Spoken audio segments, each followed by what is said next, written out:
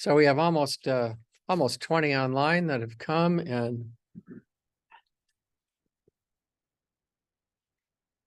almost 20 here in the audience. So that's awesome. Good. I'd like to welcome everyone to the Napa Solano Audubon Society's October meeting.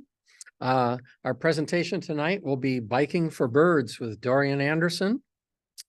I can't wait to introduce him. He's a very exciting guy and a fantastic birder. I just would remind people our meetings are always the second Thursday of the month.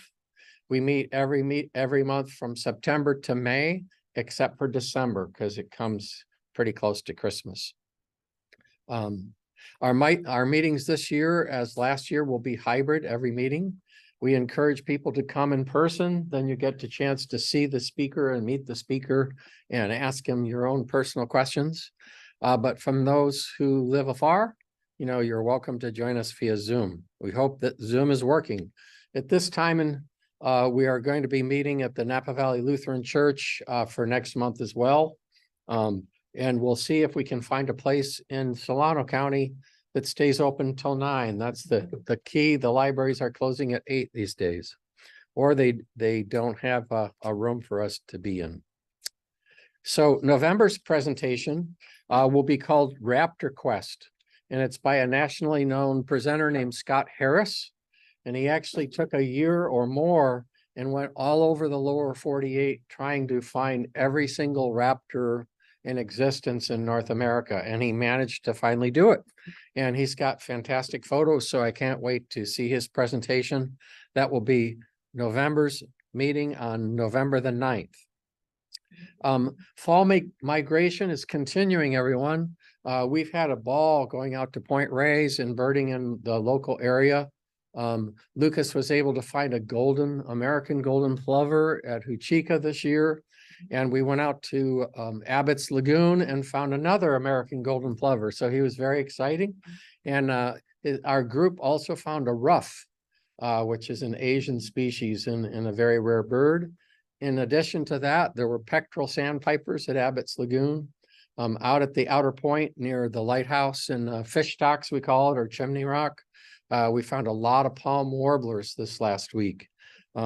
We also birded the town of Inverness, and we dug up a Philadelphia vireo. So for our host from Philadelphia, we had to do that. So not only was that there, but there was a Nashville warbler and black-throated gray, orange-crowned warbler. So the warblers are hitting the woods right now, and it's a great time to get out and bird. Our monthly field trips are coming up. The October field trip is to Consumnes, Staten Island, and Woodbridge Ecological Reserve in Lodi. It's a wonderful place for waterfowl, shorebirds, and passerines as well, because there's quite a bit of woods in that area. And the highlight of the day is watching the sandhill cranes come in to roost. So don't miss out on that. At this moment, it's either going to be Saturday or Sunday, October 28th, whenever, or 29th, whenever the docent can take us in. I like to caution people who aren't members of Napa Solano that our field trips fill up almost instantly, and they go first to members only. So if you aren't a member and you want to take our monthly field trips, the longer term trips that go out of town, become a member. It's very easy. It's $25 a year is all, $35 for a family. So join up, and then you can join us on our monthly trips. For those of you that are already members, remember the field trips usually sign up within a few hours. So as soon as you get the e-blast, sign up if you're interested in that particular trip. I'd like to thank Bruce Thompson and Wendy Cole for organizing those trips, along with Carol Boykin, who's their coordinator. They do a great job of finding places to go. November's trip will be to the Pinnacles National Monument in search of condors and other fun raptors and resident birds. Right now, it's tentatively scheduled for Monday and Tuesday, November 13th and 14th. It's during the week because we couldn't find a guide who would guide on the weekends. So we're looking forward to it. We'll probably stay in Hollister overnight and then hit the pinnacles early on Monday morning looking for condors. If all goes well and we bird that area on Monday, we might go over to the coast to Moss Landing in Elkhorn Slough if we have time the following day. Our weekly walks with Andrew Ford, who's a fantastic naturalist, continue every week. This week he's headed to Huchika Marsh, which is a really fun spot. Don't miss out on Andrew. He's a fantastic ornithologist and biologist. He knows not only the birds, but plants and amphibians and everything else in between. So this week, his weeks always start at 8 o'clock in the morning and go to about noon. This week, his walk is on Saturday at Huchika. He sends out an e-blast with directions. You don't have to sign up. You can just come and join Andrew. We've had several beginners field trips at American Canyon wetlands that have been really successful. We've had nearly 30 birders join Tom Slaker and his crew to look at the birds at American Canyon wetlands. I led a group there myself this week, and it was fantastic. The shorebird showing out on the marsh is just literally fantastic. You're right next to godwits and willets, western and leaf sandpipers, black-bellied plovers, semi-palmated plovers, and much, much more. So join one of the beginner field trips or with Andrew and enjoy birding with people who really know their birds. I'm really excited because our education programs now are in full swing with Tammy Saunders, our education coordinator. She's going to be doing 3 or 4 different schools this fall, from Browns Valley to McPherson to Donaldson Way and more. She's a very awesome presenter, and we hope our goal is for her to work with nearly 1,000 students this year. And she not only works with them one time, she works with every group at least 4 times for 4 one-hour sessions, including a bird walk. And she's just doing magnificent work. She's also leading a junior Audubon owl walk for Halloween in honor of Halloween. And that's in conjunction with Napa Parks and Rec. And that is scheduled for, I'm supposed to be there, so hopefully I know the date. But you know me.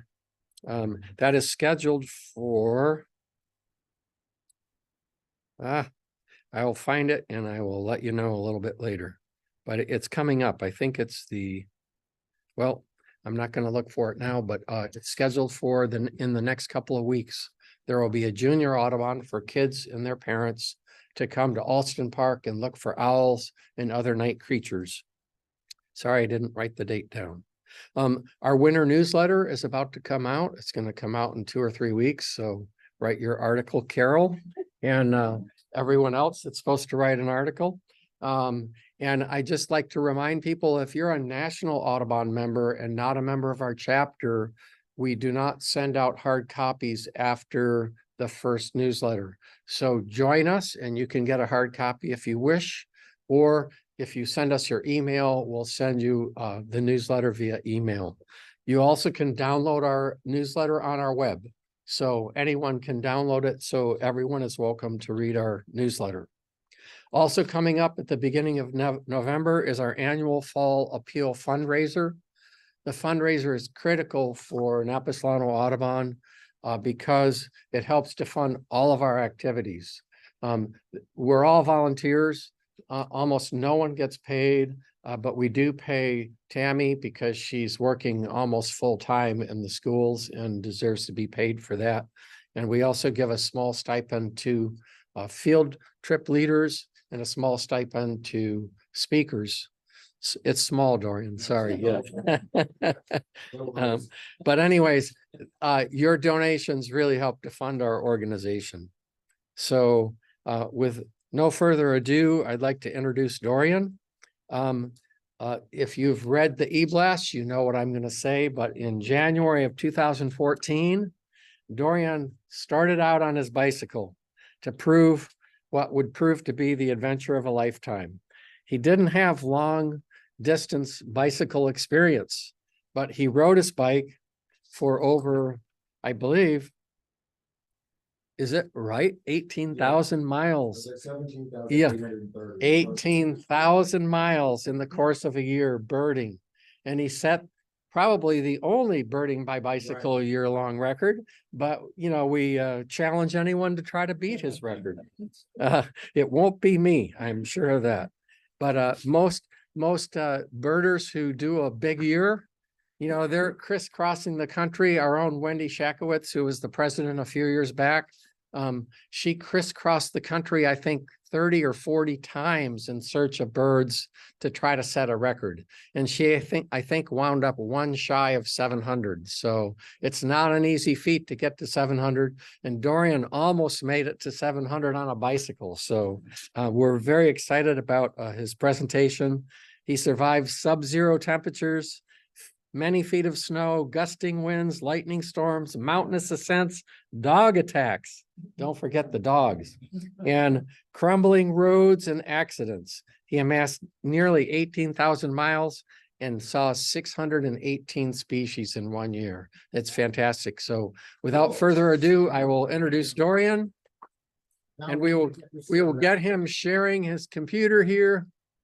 You are a co-host, so you should be able to share your, hit the share button, the green share button. And then this. Let's see if this works. And then keynote.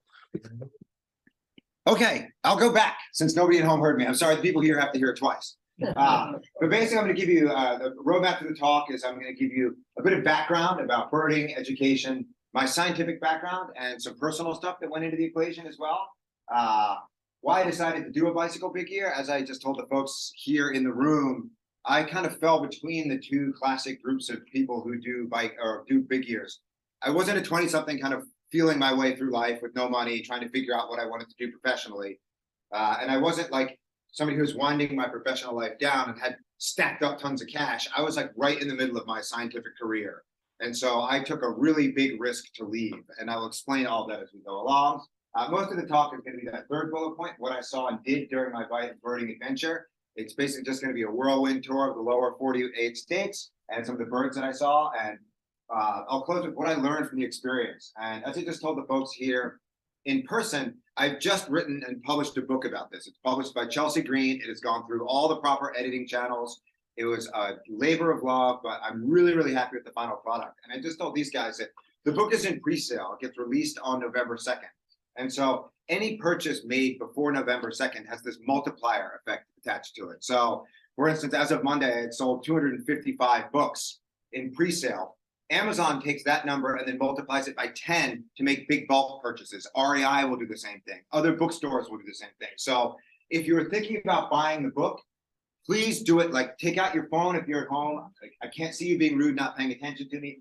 Buying the book is a perfectly rational excuse to like tune out for a second. So please do that. It's called Birding Under the Influence. You can get it on Amazon. You can get it at Bookshop. Buying from Amazon helps me the most.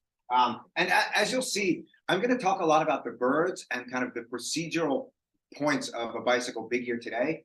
But the book is much more about my story of addiction. I'm an alcoholic and cocaine addict, and also how I got through basically this educational trajectory that I'm going to tell you about, drunk and high on cocaine, and then how eventually I had to make the decision to unplug from both like drugs and alcohol and academia to make this adventure happen. And so you'll get a bit of that today, but I think that this big year story has many more levels than most other big year stories, which are kind of, I went here and saw this, I went here and saw that. Like, this book is a memoir that covers basically 35 years of my life.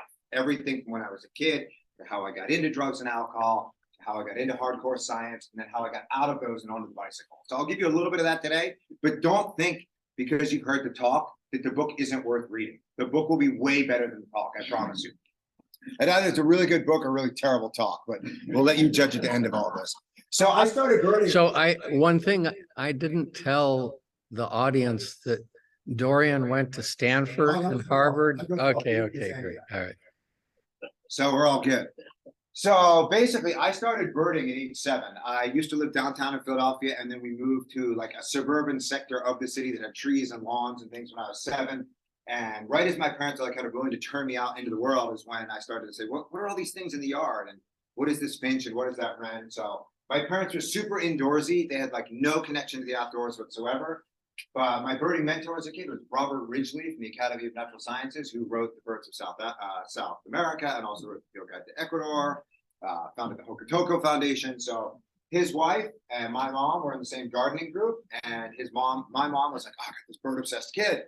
His wife was like, oh, I got this bird obsessed husband.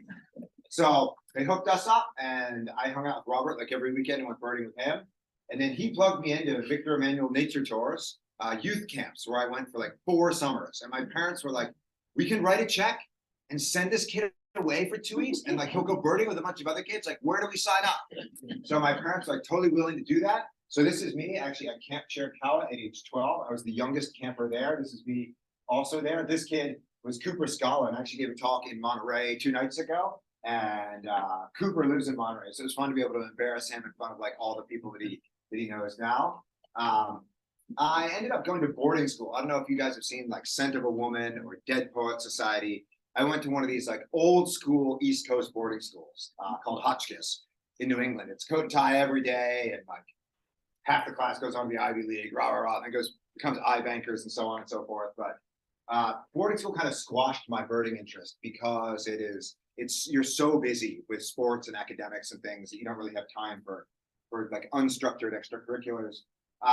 I started drinking when I was 17 years old, and as soon as I discovered alcohol became my primary extracurricular interest. There was drinking on both sides of my family. There's alcoholism on both sides of my family. I didn't really understand all of that back then, but I denied it for years after discovering that because I was a geneticist and I just didn't want to acknowledge what was right in front of me. And then when I got sober at age 30, I reconnected with birding, and birding kind of filled the addiction void that was left when I left alcohol and drugs behind. So I won't go through that whole trajectory of like my fall into the hole and how I got back out, because that's a lot of what the book is about, but it's a really good story. So basically from day one, I was kind of very academically inclined. I was just very good at school. And so I ended up doing really well at Hotchkiss, and then I came to the Bay Area here to go to school. So I went to Stanford, and I did a BS in biological sciences and biochemistry and molecular biology for my undergrad. I left there, and then I went to work as a research assistant at Harvard, and I specifically worked on early embryonic patterning. Specifically, how does an embryo break asymmetry? So how does an embryo, it starts out as a hollow ball of cells, nowhere to put its head and its feet, and then by default, it's left and it's right. Like, what are the molecular asymmetries that then translate into these axial asymmetries in the embryo? So that's what I worked on there.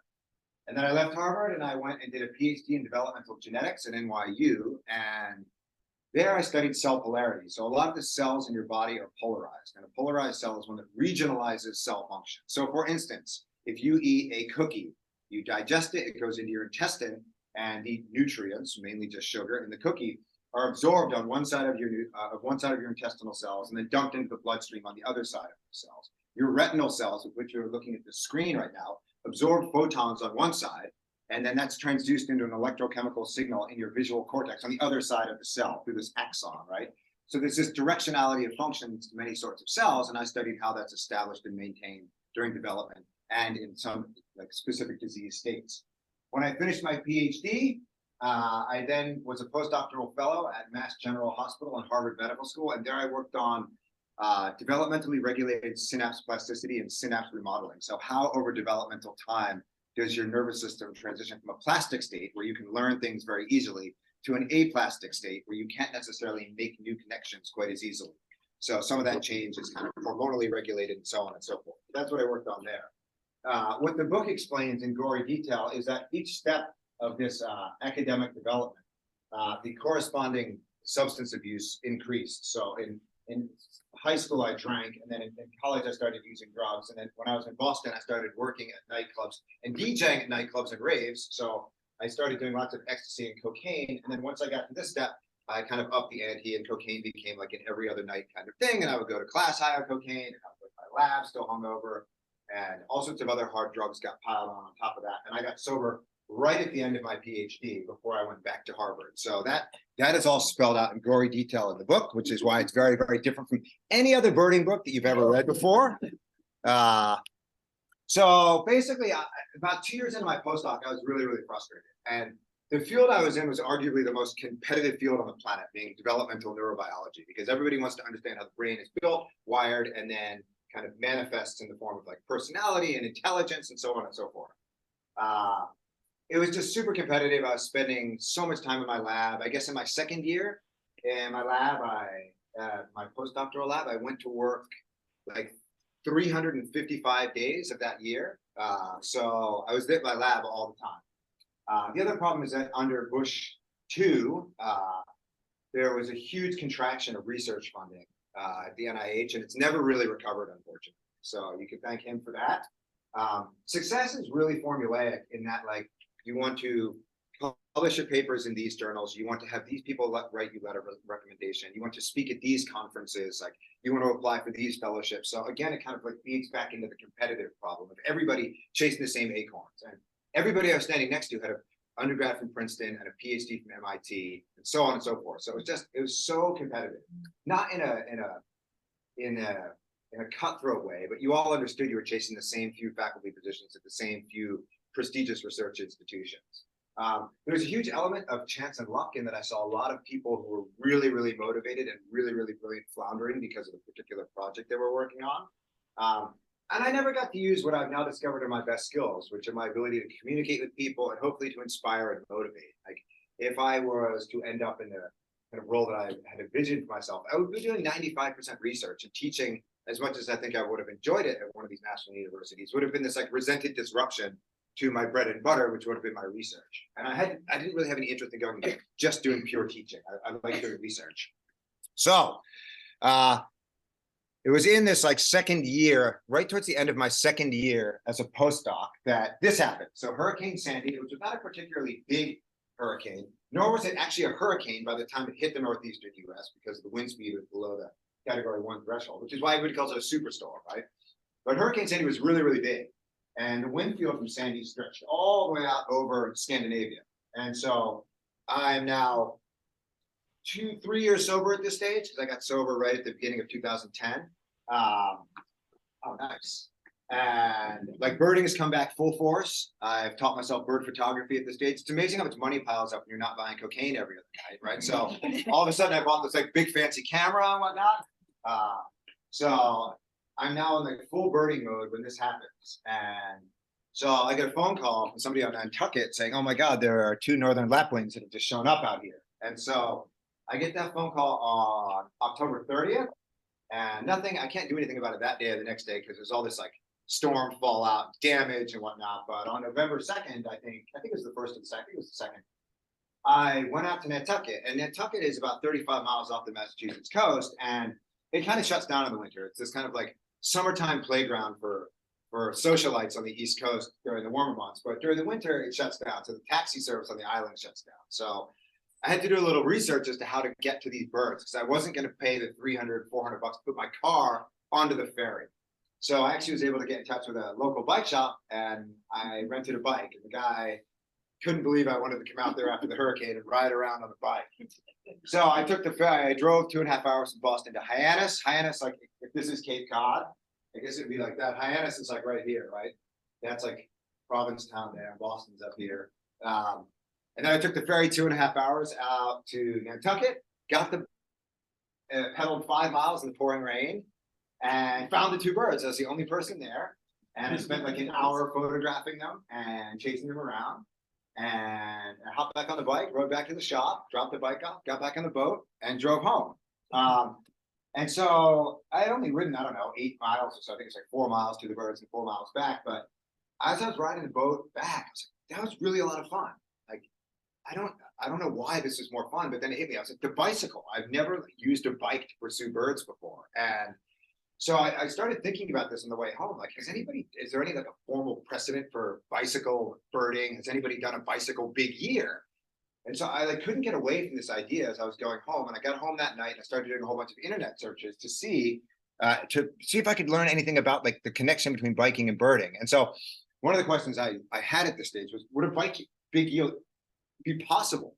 Like this would be, could anybody ride a bike for an entire year and try to get to all the areas that one needs to get to have a big year of any consequence in the lower 48 states? And so I started kind of running this around in my head. And I think you guys all probably know this when I throw this in here. A big year is basically this ultimate bird finding treasure hunt. And runs from January 1st to December 31st of each year, so a calendar year. People employ planes, cars, boats, helicopters, any mode of transportation that will get them to the place where they can see specific birds. You need a ton of money to be able to do this. Like, yes, you can do a low budget one where you drive around and sleep in your car and camp and eat wood chips and things. But to do this properly, like, people throw hundreds of thousands of dollars at this problem. And the general strategy, if you're going at it kind of at the high end of things, is just to chase the rarities around. So you just wait for the phone to ring and you go point A to go see Rufous capped warbler, and then point B to go see black noddy or whatever, and then you fill in the resident birds as you go along. And all this happens on an honor system. In a non-birding audience, they always ask, well, how do you know that you saw this? Do you have to prove it? And I say, no, it's an honor system. I mean, people generally try to take photos of everything they say, but my stock thing is that you only get so many good lies in life. Like, you can't lie indefinitely. So you need to save your lies for things that matter. Like, officer, that is not my kilogram of cocaine in the trunk. Or like, I did not sleep with that person. Like, if you have to use your lie on pygmy nuthatch, then you need to hang it up. Like, if that's what you need to use your lie on, it's over. You're finished, right? So you got to save the lie for when it counts. And pygmy nuthatch is not it. So I did this research that kind of evening and into the next few weeks, just because I couldn't let this idea go. And I discovered this guy, Malcolm Boothroyd, who was a Canadian teenager. They took a 12-month bike trip around the US and Canada in 2008, and they found 548 species. Now, they started in Canada in the summer and then moved south, as would a bird during migration, and spent the winter kind of down in the Sun Belt, and then moved back to Canada in June of the following year. So it wasn't an official big year because it went June to June, but it kind of gave you an idea of like where somebody might be for a year on a bike if they were to spend a whole year out doing this. Jim Royer actually had a formalized big year in San Luis Obispo County, California in 2010, and he found 318 species. So his was like the first organized bicycle big year. Now, I mentioned these two people. When I did my search in November of 2012, these two people did not pop up because they had not yet started their bike big year project. So Mark Krugerov, who now lives in Monterey, did a Pescadero-based bike big year in 2013 and ultimately ended up with 326, which was then the record.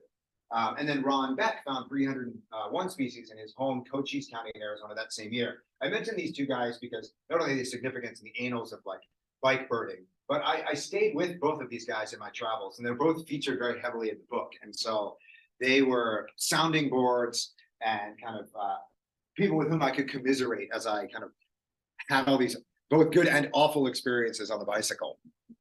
So a big year would be a lot of fun. But I was a postdoc with limited funds. I didn't have a money tree like some of these other folks did.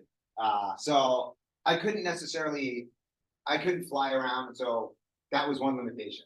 I also thought the big year model needed an environmental tweak because while like not doing a big year is not going to reverse climate change, I think it's a bit strange that we as birders hold up and champion the people who have the highest lists, which means nothing more than they've burned the most carbon. So I think at the end of the day, like, we need to collectively rethink who we're holding up as birding idols. And I thought that the bike would address both of these concerns, right? Because you can have a bike and ride it around and be broke, right? And the bike, none of the only carbon emissions I would generate would be those like metabolic for my own body. So the bike addressed both of these things at the same time.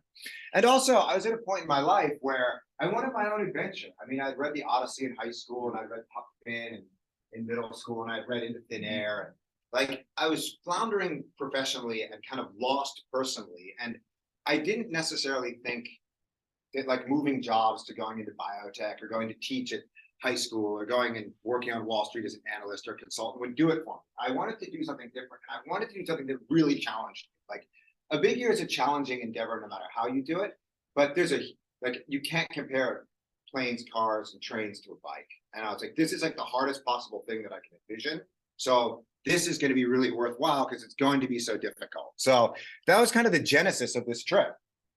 And so I sat down with a bunch of bird books and looked at a bunch of range maps and said, like, how can I see as many birds as possible? And I came up with 4 areas with time constraints, right? So you have to be on the Texas coast in April, because that lets you get all the neotropical migrants in the eastern half of the country. Arizona in May and June, there's a ton of birds that are traditionally like Mexican and Central American that reach their northern limits in southeastern Arizona. And they're only there in the summer, so that's a great place to scoop up a whole bunch of like range restricted species. I need to do the Rockies in July and August because it's too hot to be in the Sun Belt, and it's the only time of the year that's cool, that's warm enough to be in the Rockies. So that would allow me to get grouse, a bunch of the mountain birds. And then I'd obviously want to be here on the West Coast in September and October to get the neotropics that are moving back south, because I did the eastern ones in the first half. Now, there were a couple of areas that had a bit of wiggle room. So I decided that the only way that I could get to 600 species was to include the Northeast, and I knew that was going to be brutal. And so I could either start in the Northeast or end in the Northeast. And if I started in the Northeast, then it would make sense to end in the lower Rio Grande Valley in Texas, and vice versa, right? So that was going to be, I had to do both of those in winter, and I couldn't do them in the same winter because they're too far apart, right? And then Florida, I could basically do anytime. There's a couple of Florida birds, things like Antillean nighthawk, for instance, that aren't there in the winter months, but 97% of the Florida specialties are there year round. So I said, you know what, Florida is basically an anytime kind of place.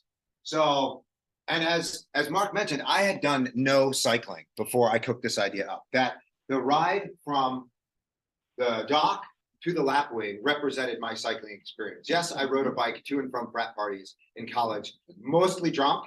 But like besides that and the lapwing chase, I hadn't done any formalized cycling. I had done a bunch of running, and getting sober, I was like, I have to get my body back into shape after smoking and drinking nonstop for 14 years. So I was running about 30 or 40 miles a week at that stage. And I said, if I can run 10 miles on demand, I bet I can bike 50 on demand every single day. So that was the calculation that I made in my head, was that I need to do between 40 and 50 miles a day. And so this here is the map that I drew as kind of a joke when I won't say pitching this to my wife, but just saying like, hey, this is what I would have to do this. I should mention that like my wife is a huge part of the story of both my like alcoholic like recovery and motivation to go and do this. I'm not going to tell you how or why, that's all in the book, but that adds like a total romantic relationship component to the book. And she is like the absolute driving force behind all of what I'm telling you.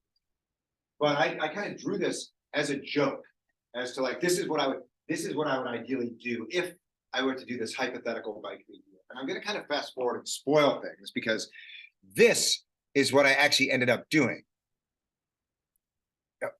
I didn't go too far. So you can see that it went almost exactly as I imagined it. So I also realized that there would be a huge bonus or bump to being the first person to do this, because if in fact there's one best route to ride, and if in fact I identified and rode it, then anybody who came after me would kind of be piggybacking on everything that I did. In a normal big year, it doesn't matter, because people just pay and chase the rarities around. They pop up in different patterns every year, right? Whereas here, being first was going to have this huge amount of cachet, not only because you'd have to like reinvent birding around the limits of your legs and the bicycle, but because I think that it dissuades people from necessarily following in your footsteps, because they're going to have to do the exact same thing, which I don't think is as interesting, right? So it was with a lot of talking with my wife that I actually made the decision after about 6 months of deliberation, like maddening in tears at the end of when I realized that my like postdoctoral run was coming to an end, and I didn't want to restart with another project. It was like soul crushing to unplug after pushing 16 years into this like super high powered career. And I definitely got caught up with trying to be the smartest guy in the room. And I think that when I let ego more than curiosity motivate me is when I think that I ran into technical difficulties, and I looked at those difficulties as like punishment as opposed to opportunity, because of how I was framing my career versus kind of like operating purely on scientific curiosity. I was always thinking too far down the line.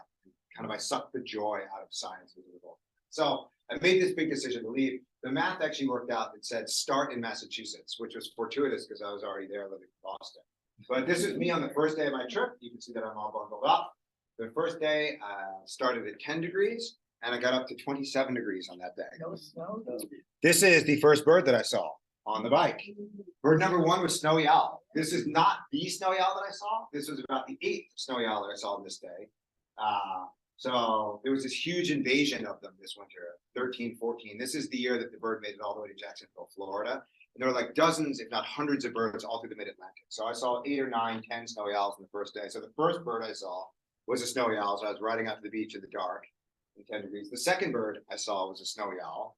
The third bird I saw was the short-eared owl that the second snowy owl was chasing. And the fourth bird I saw was a bald eagle that flew over. So I got off to like a really, really good start. This same day, I had a black-headed gull. I was kind of scanning through Bonaparte's gulls and common-eiders and cormorants and grebes and mergansers and things. I'm from this jetty in the mouth of the Merrimack River, and black-headed gull floated by, so I was able to get that, which was a total bonus bird.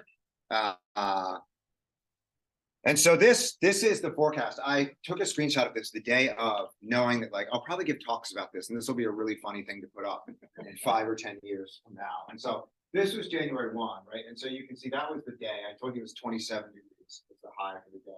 And you can see it gets worse as you go along. And then they say snowfall 3 to 5, snowfall 3 to 4. Well, that was wrong. So we got 20, 22 inches of snow across those 2 days. So I was completely housebound. I just Peter watched at my host's house that day, those 2 days. I tried to go for a walk. I was like, I'll walk down to the beach and see if I can find dove key or thick-billed murre or something else getting blown in. And it was like so windy, so rough, such a whiteout that I couldn't see anything. Like my eyes are frozen shut. This is just on the morning of the 2nd, as things are getting going.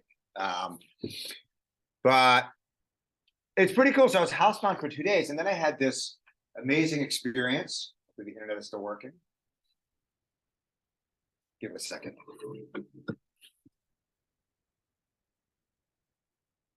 There we go. At least most of the picture is there. So when I started out on this day, so they got the roads cleared off in the afternoon of the 3rd, and then I could start riding again in the morning of the 4th. It was 10 degrees below zero when I started riding on this day. And there's 22 inches of snow. At least they know how to deal with the stuff in Massachusetts. So the roads are relatively clear, but I had this amazing experience of like riding through this winter wonderland. Like no birder has had anything like this. There have been a couple of other people. This guy Greg Severson, who did a big year in Minnesota a couple of years ago, so I'm sure he has now experienced this, but like no birder had experienced anything like this before I ended up doing this. So it was really, really cool. Let's see here.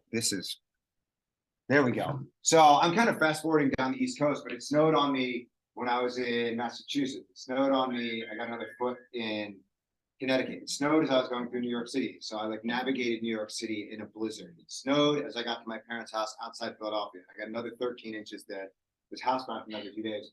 And in some respects, it was a good thing, because as an alcoholic addict, I'm not good at scheduling downtime. I'm super hyper and I can't sit still. So having this forced downtime at the hands of Mother Nature actually helped me avoid burnout later. Because unlike a marathon where you train for 6 months and you have 1 day and you can go crazy, this I needed to be very, very careful not to overtrain at the outset. So I didn't do a ton of cycling before I left, simply because I didn't necessarily want to put more strain on my body before going on the adventure. I needed to use the early months and the early weeks of the adventure as training. So I didn't want to go too crazy. But you can see even down in Delaware below the Mason-Dixon line, it's snowing, and it was totally ridiculous. So usually when you get down there, it's at least like above freezing. There I'm going by the White House, which I thought was kind of a funny shot. It was about 15 degrees that day. And so I'll say I did really well in the Northeast when it's all said and done. So these are kind of like my Northeastern targets. Everything in green is bird that I found. I did not get black-legged kittiwake. It was probably one of my most painful miss over the course of the whole year, because every time I went to go look for it, it snowed, and I couldn't see more than like 5 feet from the shore. Little gull I missed in the Northeast, but got at the end of the year outside of Dallas. Barnacle goose I got in Connecticut, and it was a really bad finch year, so I couldn't get crossbills and redpolls for whatever reason, and I didn't run into any of these other unusual winter birds except for barnacle. But it was a really good start. So by the time I got to Philadelphia and I went through my parents' house, I was like, this is going to work. Like I kind of looked at Philadelphia as the fail-safe point, and I made it there, and I was like, I can continue. And things got better and better as I moved on from there. So basically, it took me a month to get, just short of a month to get to Philadelphia. And then I spent most of February kind of going down through the Carolinas and Georgia. And that was an adventure because you have a lot of kind of stereotypical Southerners there who don't like cyclists and like throwing stuff at you and like trying to drive you off the road and like yelling at you. So unfortunately, for lack of a better word, it was stereotypical redneck behavior. Standard issue as I was going through this region of the country, like lived up to every stereotype I had, unfortunately. I had another cyclist who stopped me. He's like, yeah, man, I had bottles thrown at me the other day. So nowhere else in the country, but like in the deep South did this happen. But I survived it all. And then I made it down to Florida. And that's when the birding, I was also able to get things like tundra swan on the way down, salt marsh sparrow, things like red-headed woodpecker appeared, and brown-headed nuthatch, and white ibis and so on. So you're getting these kind of like classically southeastern species as you move down. But then I got to Florida, and then there was like this explosion of new birds. So snail kite was one of the birds that I most wanted to see. I'd been to Florida twice, kind of casually birding in the past, and had missed snail kite both times. It was great to get that bird. It was a lot of fun to bird at places like Wakotahachie and Green Cay because the birds are big, slow, colorful, and approachable, and they have these wonderful boardwalks, and photography is easy. So after like slogging through the frozen Northeast, it was nice to be out there in like shorts and a t-shirt, just looking at birds right in front of my face. This guy here, Anel Abreu, is a bird guide in Southern Florida, and somebody put me in touch with him. And he's like, you guys are gonna get along really well. And so I explained to him, like, I'd like some help with some of these birds in Florida and like Metro Miami, but I can't ride with you. Like, I can't get on the car. It's like, no problem. He shows up with a junky bike, hadn't done a lot of cycling, and he is Cuban American. So he gave me this like cultural tour of Metro Miami and helped me find things like white crowned pigeon, common myna, spot breasted oriole. So that was up until that moment in the trip. That was like my favorite day of the whole trip because this guy like came out, traveled according to my restrictions, and we had such a good time together. I got the Sagres flycatcher, which was another live bird, and that was kind of cool because Neil Hayward, who broke Sandy Camito's petroleum-powered record the year before, got that same Sagres flycatcher in like the same tree 3 months earlier. So it was fun that he kind of wrapped up his big year with that bird, and then I ended up getting it on my ear. I spent a ton of time in Florida looking for mangrove cuckoo, both on the Atlantic side and the Gulf side. And had I been on a normal big year, I could have just flown in when the birds are really vocal in April and May, but I was there in February and March, and they're pretty quiet, not as territorial.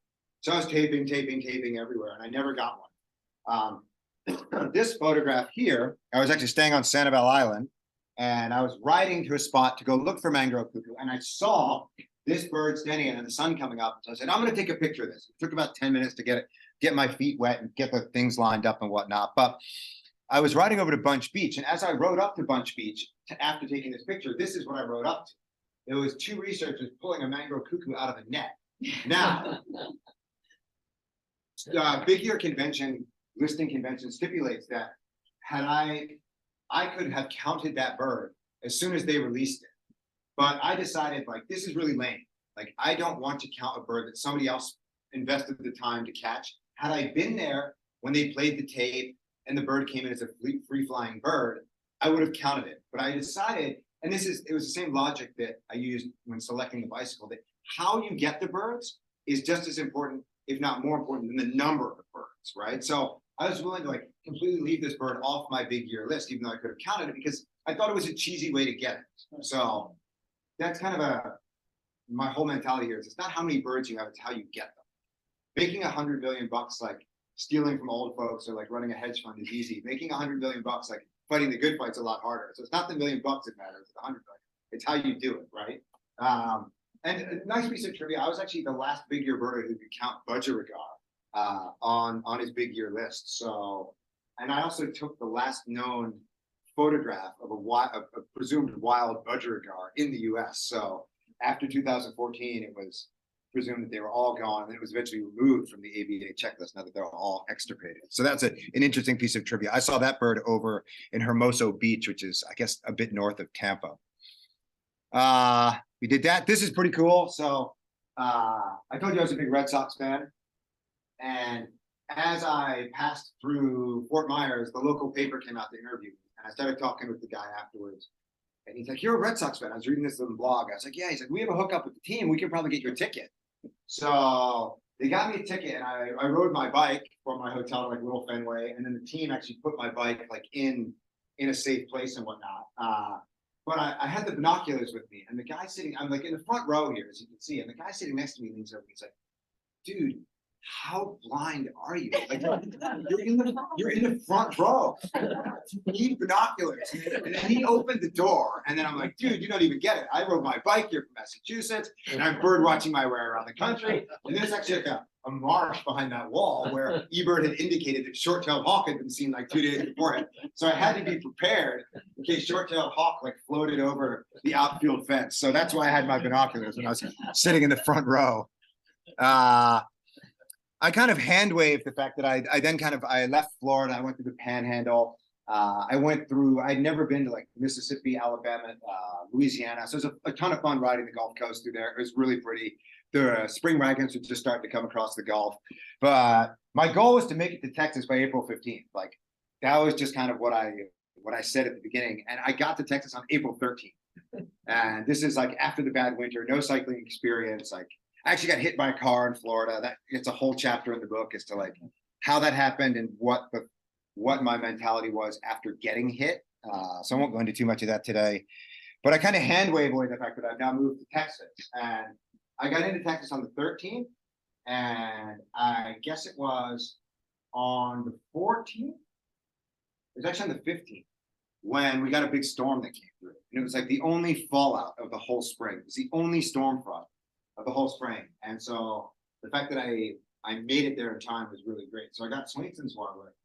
I also got black-throated blue warbler, and that's a bird I found. I was actually riding from Sabine Woods, kind of a bit east along the coast there, down, I guess it's called Sea Cliff or Seacrest State Park.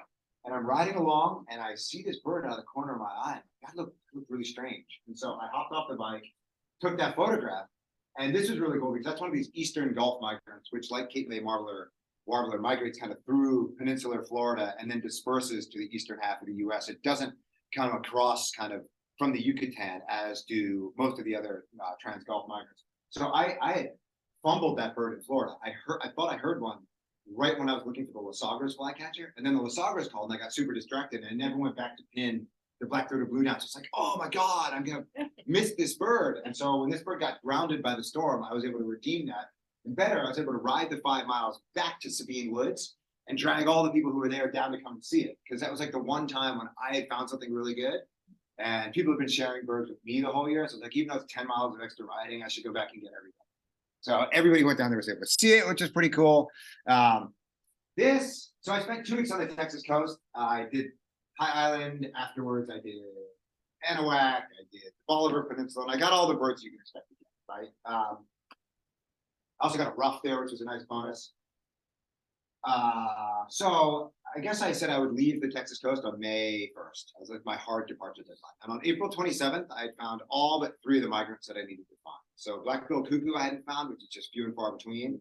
Mourning warbler and yellow-bellied flycatcher. And mourning and yellow-bellied flycatcher are 2 of the latest migrants. The birds migrate back according to the latitude at which they nest. So the southern nesters come back first, things like yellow-throated warbler, prothonotary warbler, because they don't have to worry about their breeding grounds thawing and or refreezing. Whereas things like yellow-bellied flycatcher, bay-breasted warbler, alder flycatcher, like those have to come really, really late because they need to give the boreal breeding grounds more time to thaw. So it's just missing a few of the later migrants. And so I looked at the weather forecast, and I don't know how much you guys know about the weather on the Texas coast, but if the wind is from the southeast, the birding tends to be a bit slow. You actually need a north wind or something to slow most of the birds down as they come across the Gulf. I go into gory detail about kind of the meteorology of all of this in the book, so I'll skip that. But the weather forecast suggested that, like, oh, you know what, I don't have these 3 birds, but the next 4 days of birding are going to be really slow. And so I actually decided to leave the Texas coast without those 3 birds because this, I thought, was going to be the worst stretch of cycling that I was going to face the entire year. I was really scared. This is the first time that I was going to be venturing like kind of into the continental landmass, so to speak, away from the developed coastal areas. So for instance, towns were going to be few and far between. So food, water, shelter. It wasn't going to be continuous as it was along the coast. It would be like, there's a town that has a hotel and a restaurant, and then 70 miles down the road, there'd be another town with 1 hotel and 1 restaurant. So if you couldn't make it the 70 miles, like you were screwed. You had to know that you could make it. It was going to be really hot every day. Most days were over 90 degrees, some were over 100. And the other thing is that the wind, while the southeast wind comes from the Yucatan like this, west of Austin, which is right here. The wind comes from the southwest and then goes north. And so basically from here west, I was going to be riding into a headwind the entire time. And so to combat this, what I did is I started a lot of my rides at like 4 in the morning. So I'd start in the darkness so that it was cool and there was no wind. And then I try to get where I was going by like noon or 1 o'clock. So riding along the shoulder of I-10, which I picked up outside of Austin and then rode all the way to Arizona, I rode the same road for 800 miles straight, just on the shoulder, was a chore. I mean, it was one of the hardest things I've done in my life, but I survived. I made really good time. I was running ahead of schedule and I got to Arizona and there was this like huge explosion of birds. My first day in Arizona in the Chiricahuas was the second most birds I added on any single day of my big year. The most being on the first day when everything was new. So on this day, which was May 15th, I think, I actually ended up going over 400 species. So I kind of did all the usual southeastern Arizona stuff. So I spent 4 or 5 days in the Chiricahuas, went to Patagonia, I went to the Santa Ritas, I went to Sonora Creek, I went to Mount Lemmon, I went to the Tucson Desert Museum. I did all the stuff, right? So I was there for about 2 weeks. And in the course of all that, I was able to get a whole bunch of birds. I got Montezuma quail, I got warbler. This is pretty cool. I didn't really have Black Hawk on my radar. It wasn't really something that I thought about detouring for, but this bird flew right over my head about 10 minutes after I saw Montezuma quail. I'm like, this bird looks really funny. I'd never seen Black Hawk before, but I was like, it's got really broad wings. Maybe it's a juvenile. So I snapped a photo of it and looked in the book 2 minutes later, and sure enough, like boom, common Black Hawk juvenile handled. So that was a bird that I didn't have to push any effort into, which was nice. So what else did I have? I mean, I had all the stuff that you could expect to get in southeastern Arizona, like trogon and buff-breasted flycatcher and so on and so forth. So I did really well. And by the end of the month, I had 457 species. And so in any of these big years, you end up getting, I don't know, 80% of your species in the first half of the year, right? And then it's asymptotic. So you have to work harder and harder and harder, or in the case of normal big year, pay more and more money to get those ones as you kind of get out on that asymptote, right? So I found 75% of the birds I needed in 5 months.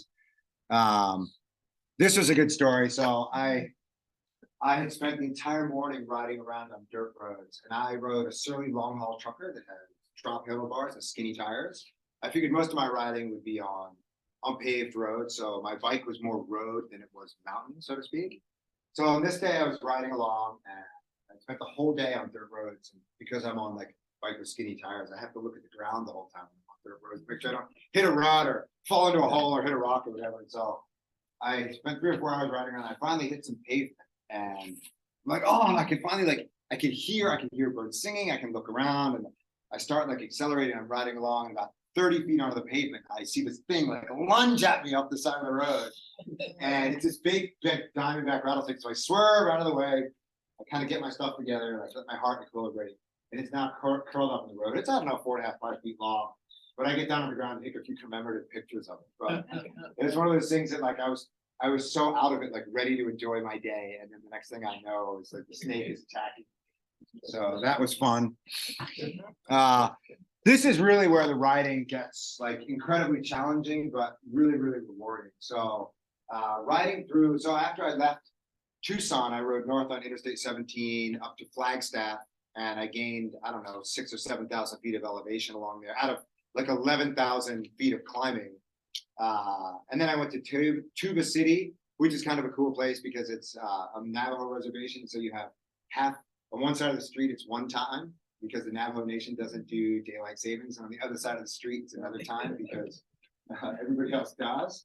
And then I went to Kayenta and I left Kayenta and rode through Monument Valley. And this was like a spectacular ride. I mean, it was really, really cool. This is one of the times I actually stopped on the side of the road. I said, can you please take a photo of me? And you can see my bike, as I said, it has kind of skinny tires, fenders. The whole thing weighed about 80 pounds because I had the bike, I had the racks, I had water, I had a laptop, I had a charger, SLR camera, 400mm lens, landscape lens, binoculars, tripod, telescope, first aid kit, cans of beans, extra snacks, hiking boots. So by the time you put all that crap in there, like the bike gets heavy, right?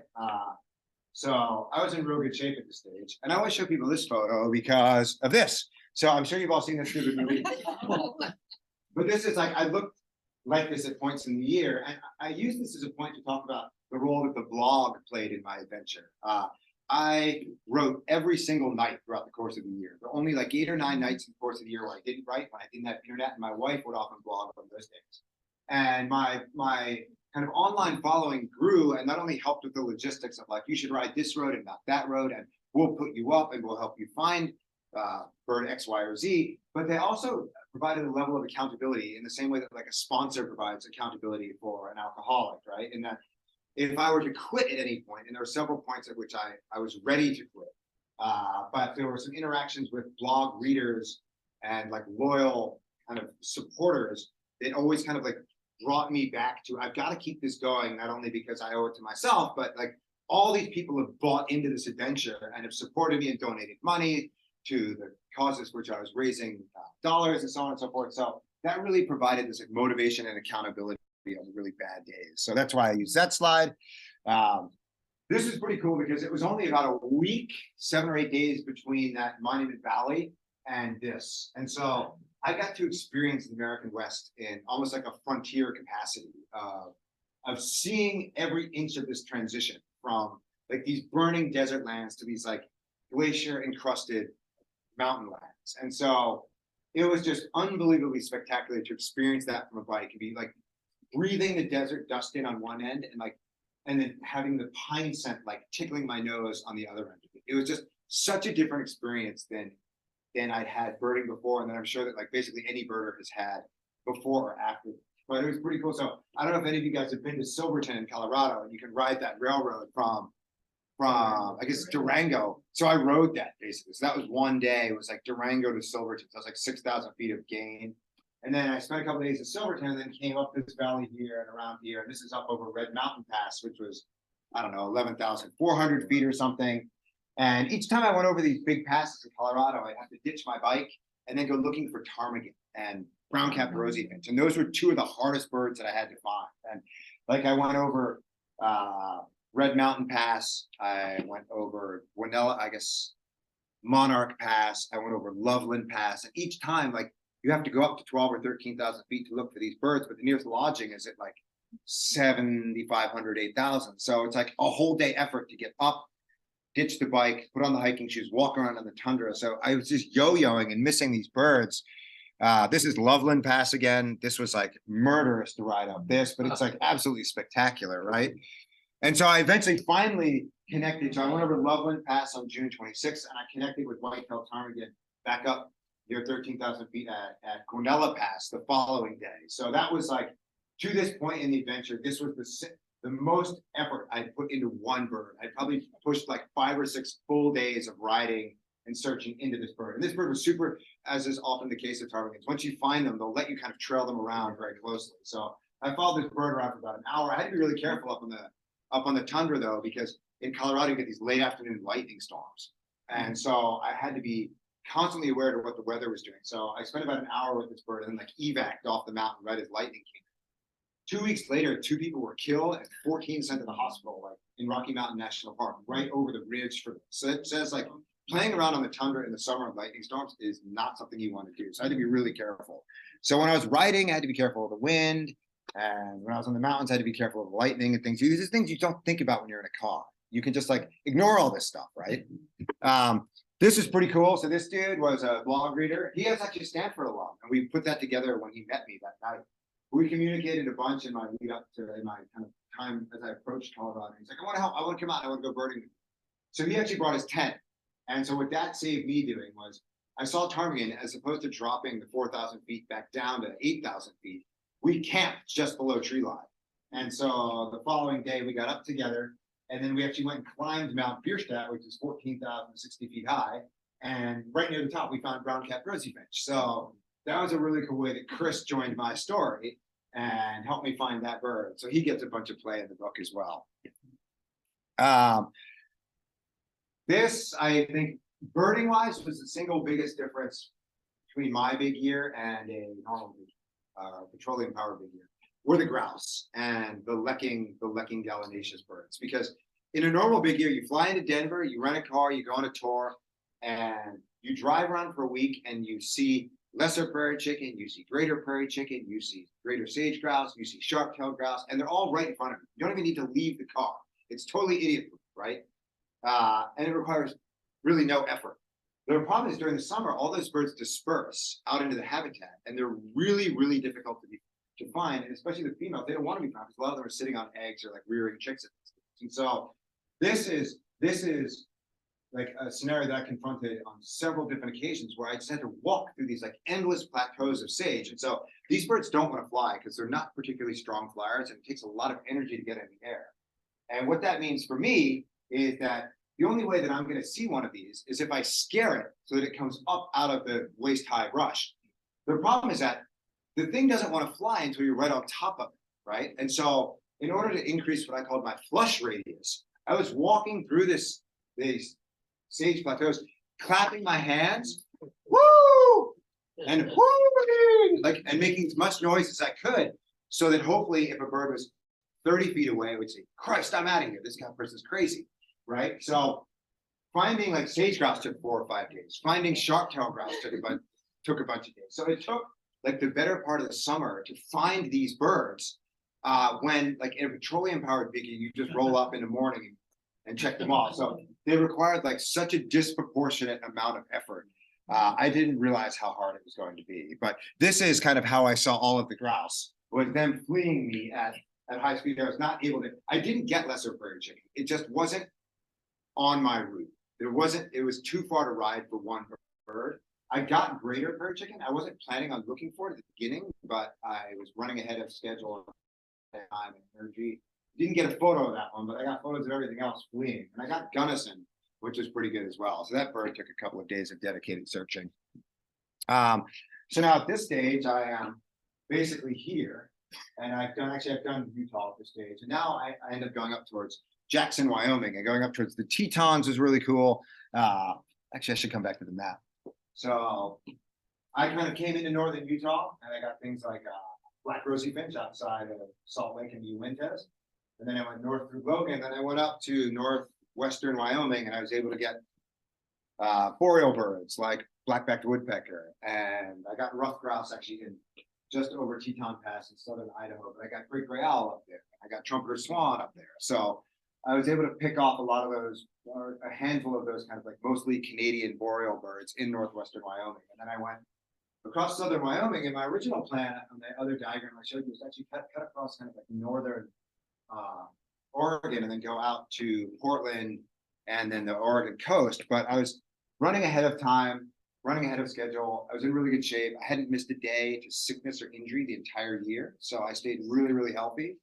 And I didn't ultimately, when everything was said and done, miss a day to sickness or injury. I missed days to fatigue, but nothing to sickness and injury. So I decided to expand my route up to the Canadian border to go look for boreal chickadee and spruce grouse. And I figured that time on Puget Sound afterwards would guarantee mew gull, which would have been a bird that I would have been moving south below. So it would have been a hard bird to get here in California. And it also guaranteed marbled murrelet. So with like next to no searching, I could have got that here in California, but I would have had to look for it. That means more time invested. So I went up there, and I also could get gray-crowned rosy finch on Mount Rainier. So I figured, you know what, like, yeah, I'm adding 700 miles of riding in 2 weeks, but I'm going to potentially net 5 birds out of it. So I went up there and I got spruce grouse. I got boreal chickadee. That photo is terrible, so I don't bother putting it in the presentation. I got mew gull. Actually, I had a story before that, though. So this is Highway 20. It runs across the Cascades. And so what I did on this day is my plan was to go look for gray-crowned rosy finch at Mount Rainier. But a friend of mine called me up the night before I was to go over with Washington Pasture and said, dude, there are gray-crowned rosy finches out there. Go and look for them. I'm like, I don't see anything in eBird. He's like, that's because nobody wants to hike up there. Everybody just drives up Rainier instead. He's like, they're up there. Go and look, because if you can see them there, then you'll save yourself like 100 miles or more of riding after you drop down to sea level, because I have to go to Seattle to get to Rainier, and then climb back up 8,000 feet. He's like, you'll save yourself so much effort. So this is an example where you have to weigh the cost benefit. So I'm like, man, there's like a 20% chance that I'm going to find these birds. And in order to even have a chance of seeing them, I have to ride 85 miles on this day. And I have to do about 4,000 feet of climbing. So if I'm going to ride 35 miles uphill do I then have the energy to do a 7.5 mile hike and climb another 2,500 feet in the middle of this hike? And then once I'm done with that, then bike the remaining 50 miles out of the mountain, out of the North Cascades. And so I get up there and I'm like, the weather's good. I have the energy to do this. I'm going to do this. And so I roll the dice and I go up there. So I hike up this, you can see the path all the way up there. And I get the bird. So it's a huge deal because all of a sudden now it's like I made a major energetic investment on this specific day, but then I now have like 3 days that I don't have to invest into getting the bird later. So there's this constant like risk reward that you have to consider in terms of, because in the car, it's just your wallet and the environment paying the cost, right? Like driving for 7 hours versus driving for 10 hours isn't a big deal, but like cycling for 6 hours versus cycling for 10 hours is a huge deal. So on this day, basically, by the time I did the ride up, I did the hike, and then I cycled out, it was 13 hours. And the worst part was, is the way that this works is that's west and this is east, is that as the eastern side of the Cascades warms up, the air rises and sucks all this mountain air over the top, all this coastal air. So I thought it was going to be like a 50-mile coast from the trailhead down to the sound after this. And there was a 20-mile-an-hour headwind coming up that valley. I had to pedal the bike to get it to go downhill.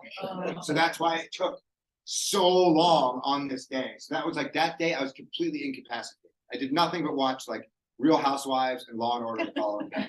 I did not move off my host's couch. I should mention here, so I will come back to the end. It's funny, every time I give this presentation, it's different because I remember different things at different points. And so I've had some people who've seen it 2 and 3 times just because they're like, it's so funny to see what you do one time versus another. That's kind of like, I'm a bit all over the place, as you can see. So that's why it's not like polished and rehearsed, but I think it's more interesting.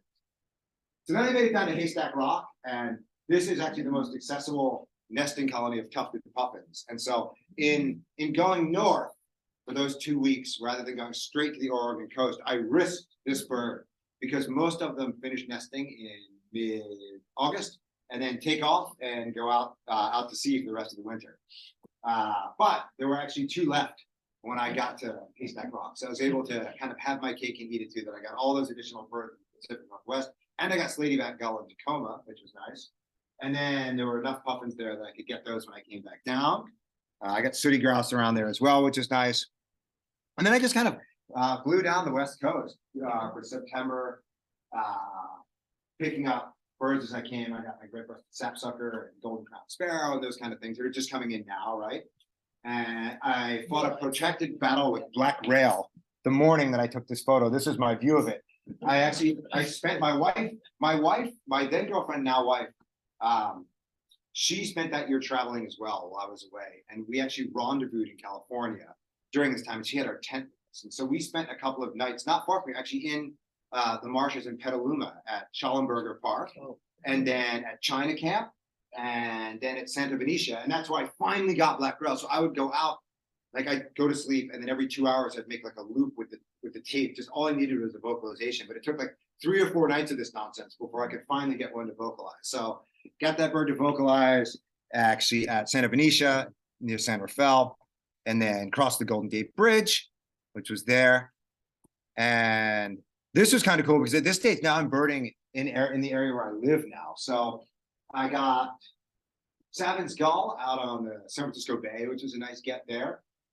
And then I spent the night in Palo Alto and then rode across the mountains to Pescadero, where I stayed with Mark Kudrat, which is super cool to be able to swap bike birding stories with him. While I was staying with him, Alvaro Jaramillo found a red-throated pipit just north of there up in Half Moon Bay. And so the following morning, I left Mark and kind of backtracked north, rode up, and with help from Chris and Malia, I'm sure all of you guys know, they went out on the beach and got the bird pinned down in the morning and kept an eye on it. I rode back the following morning and got it, and then rode back to Pescadero in the afternoon. Then from Pescadero to Santa Cruz 2 days later, and Chris and Malia called me and they're like, "Oh man, you're still missing Pacific golden plover, right?" I'm like, "Yeah."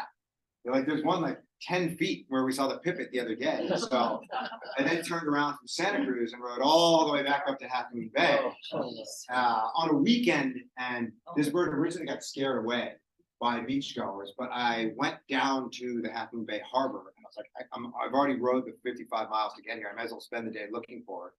And it popped out from the jetty down. So this is the bird. This is my view of the bird on that day, photographing. So that was like an amazing get. So that Pacific golden plover, sage grouse, and white-tailed ptarmigan are like my three like holy trinity birds that I searched so hard for and missed multiple times before I got them.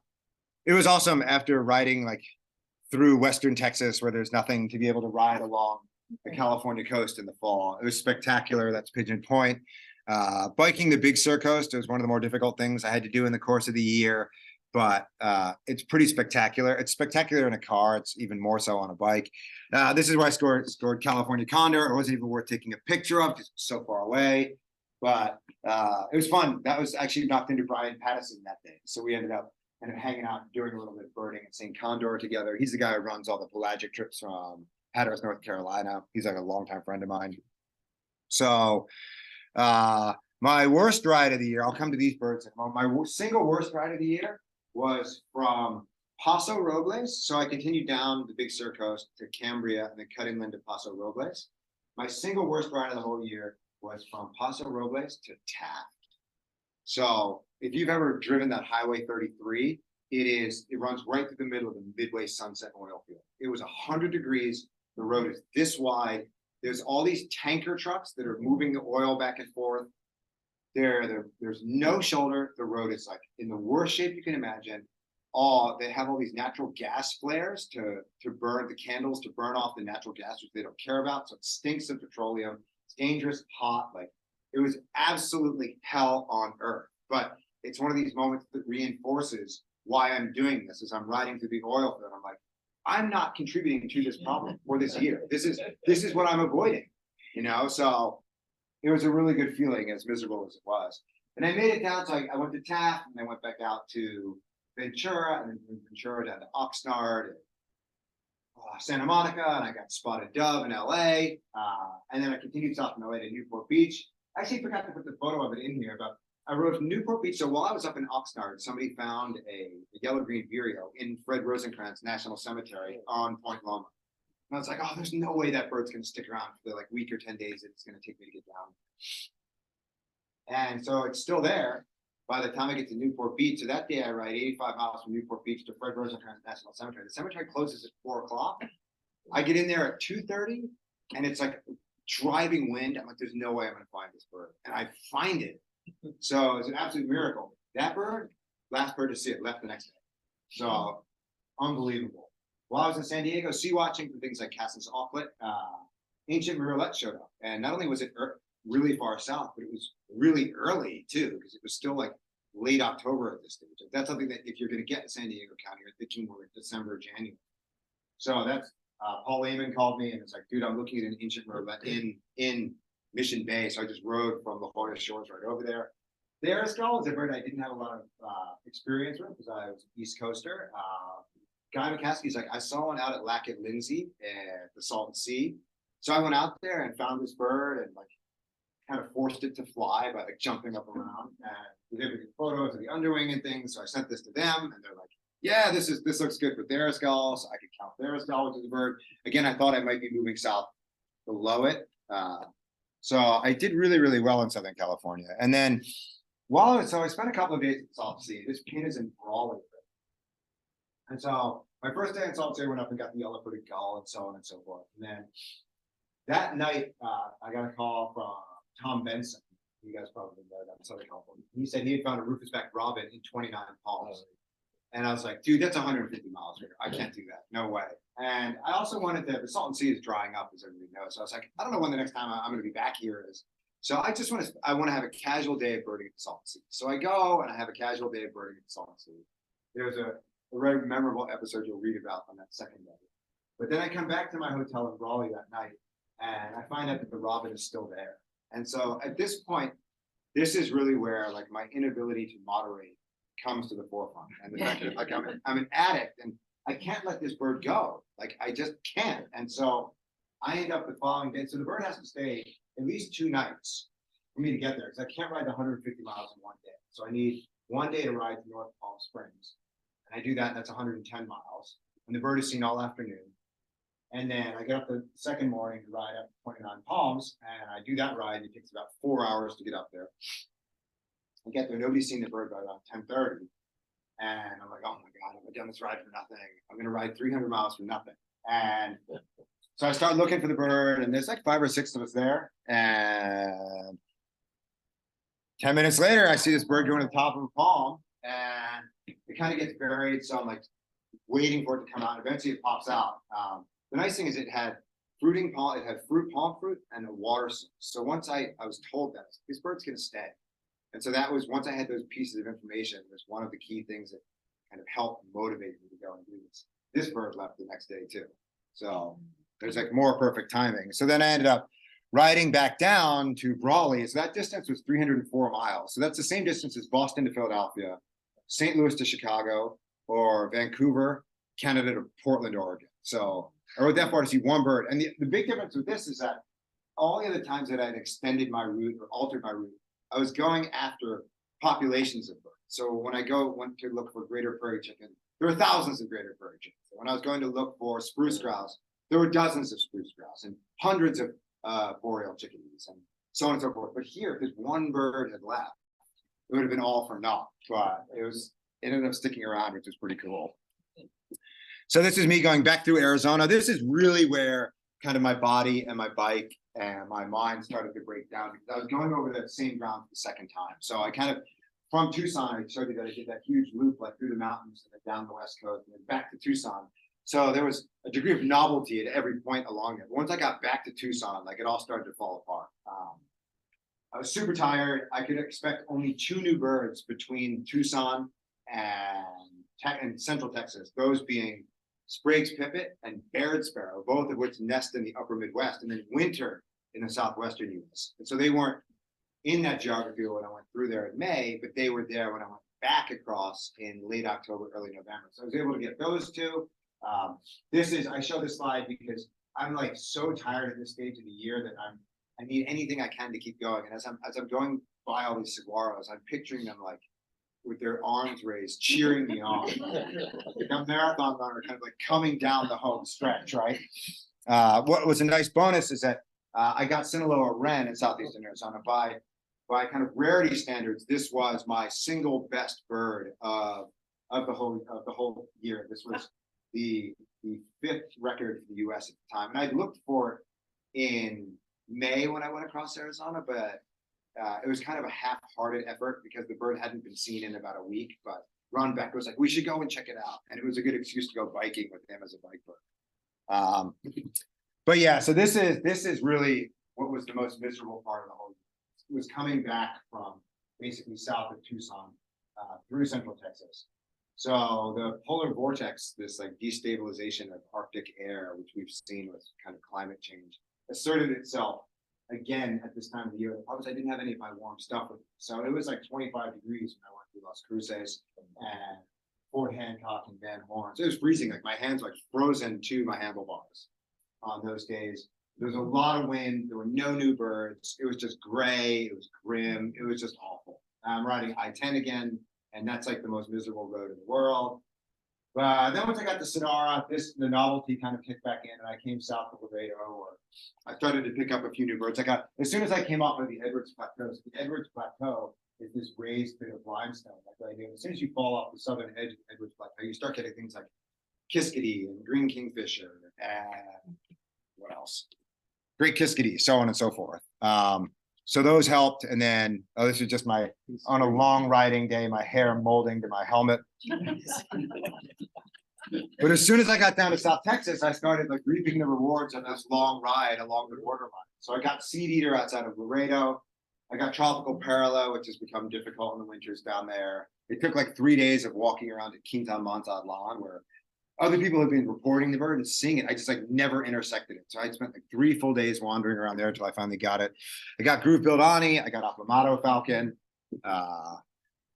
The folks at the King Ranch were super cool. They usually don't let people out on the property except during the festival, but they made an exception for me. And I went out there with that guy, Tom Langshield, who's like the ranch biologist. And so we got Ferruginous pygmy owl. And then I had been looking for hookbill kite the entire 2 weeks that I had been down there without success. And I was sitting like on one of these dike berm type things between farm fields. I'm sitting on my helmet and I see this dark bird come up like over the mesquite. Like, huh, that looks like a crow. And there are no crows, but lower Valley. The only crows that are there when they are there are the Tamaulipas crows. So I'm like, man, that's unusual. That crow flying up here. So I take my binocs out to look at it. Boom, it's a dark-faced hook-billed kite. So the bird then went over the berm. I'm like, nobody's going to believe this. Nobody's going to believe that I saw this bird. And then it catches the thermal and like spiraled up above my head. So I had time to like rip out the camera and get a few pictures. So I did really, really well in South Texas. But the single best bird I got in South Texas was this. So this is on Thanksgiving Day. I had gone out to Estero Llano Grande with Tiffany Kirstens, who broke the lower 48 figure record a couple of years ago, and a couple of like my other like blog contacts. And so we were birding at Estero that morning. Somebody reported this strange bird in tropical zone. So a bunch of us went over there, and about an hour and a half later, this bird popped out, and we got to look at it, but no photos the first time. And so doing our due diligence, we were able to relocate it and photograph it. And so this ended up being accepted as the first record of red-legged honeycreep before the lower 48 states. And so it was pretty cool on Thanksgiving that people are ditching their Thanksgiving dinners, like showing up with like drumsticks and things for sure. So, well, 4 or 5 of us originally spotted. By the end of the day, there's probably 20 people there. And it didn't show up again that afternoon, but it did show up the following 2 days, and then it disappeared. That was the end of it. Oh, good timing's about right. About an hour. Excellent. After I dealt with the stuff in the valley, left there, I went up, got whooping crane in Aransas, right? Pretty easy to do there. This is me. I'm not about to eat that yellow rail. I'm actually assisting banding. So whereas the cuckoo, I was not part of the banding expedition, I was actually invited to join a group of researchers at San Bernard National Wildlife Refuge, just outside of Freeport, to go on a banding expedition. So this is one of the things where you have a big net and like a butterfly net, and we're dragging a rope and catching the rails.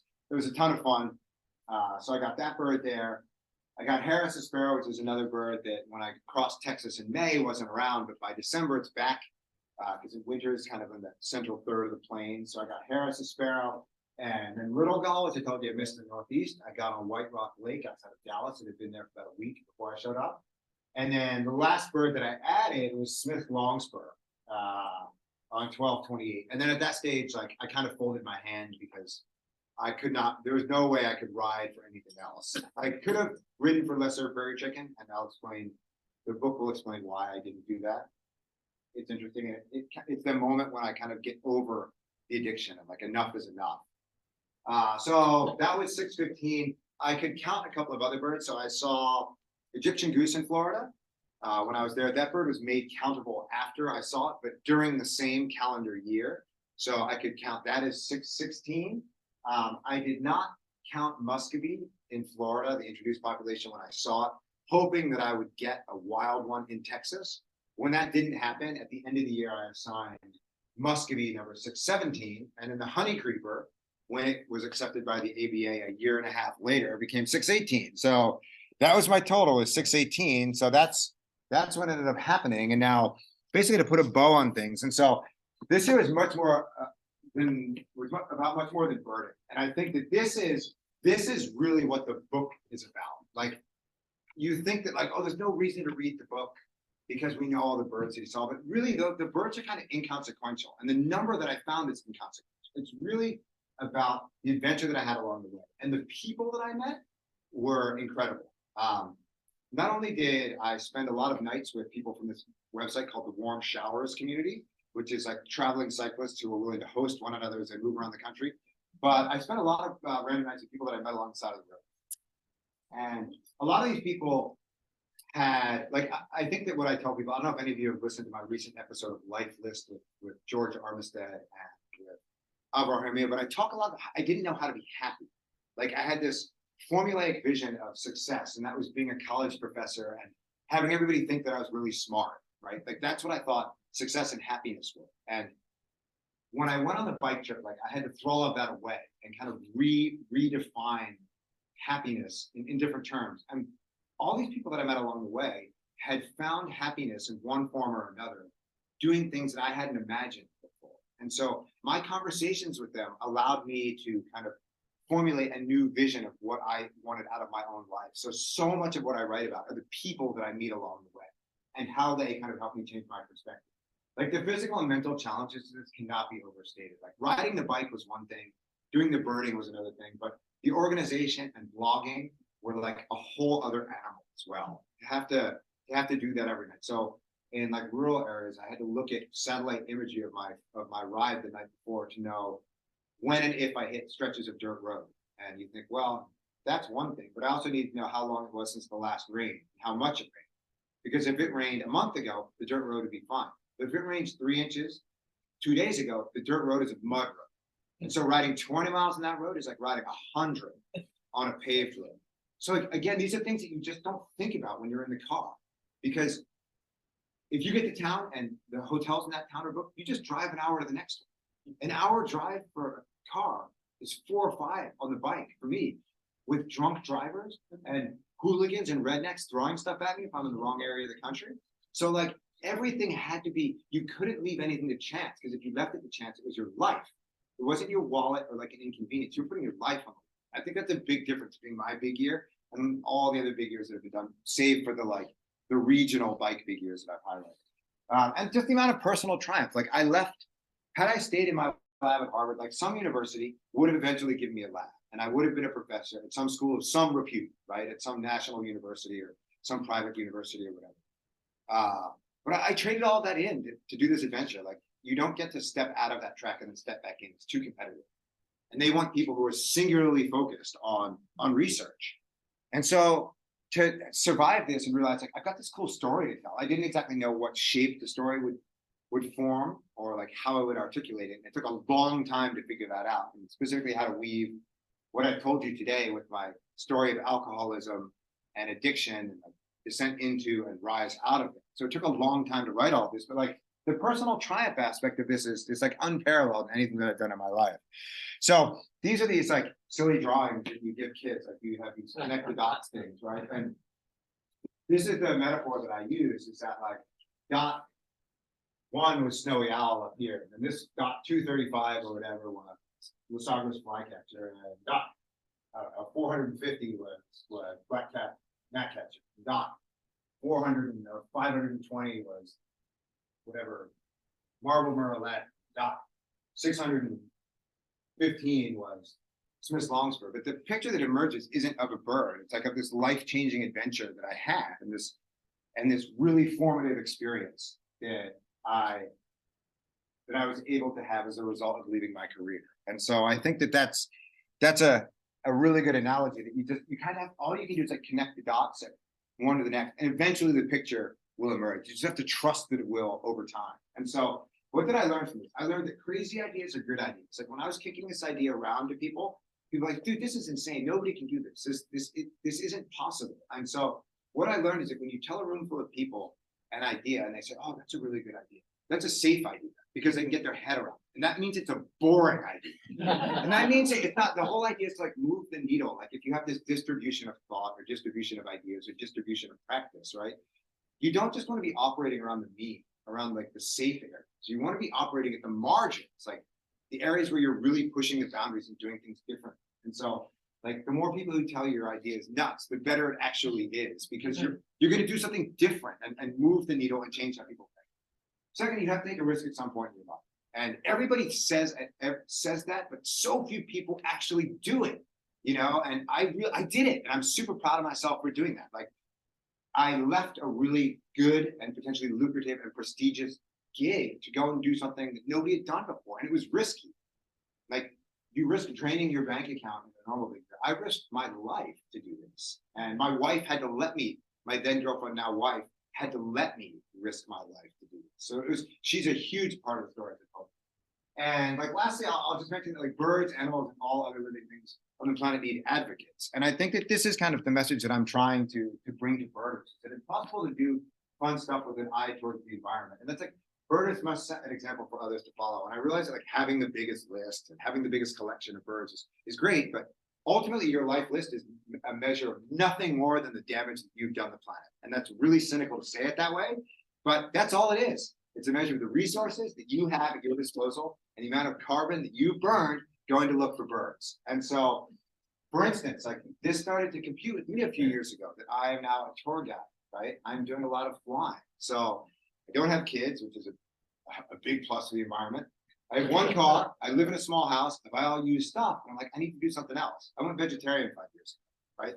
I don't think it is possible to both eat red meat and claim that like you care about the planet. I know that's harsh to hear as well, but like, I think that that's like the easiest thing that a person can do is go vegetarian to like, make a difference. Like, recycling is cute, buying an electric car is cute, but ultimately, like, there's still those decisions that you make as an individual are still reliant on other things happening downstream. Like going vegetarian, it's just boom, done. Like it has an immediate impact without relying on anybody else. And so that's a decision that I made because I want to offset some of this travel there, you know? So I think that these are the kind of decisions that I'd love for birders to think about and set the example, because if we, as the people who love the outdoors the most, aren't willing to kind of make a few sacrifices and, dare I say it, lower our standard of living in order to consume less, drive less, buy less, use less, eat less, then nobody else is going to do it, right?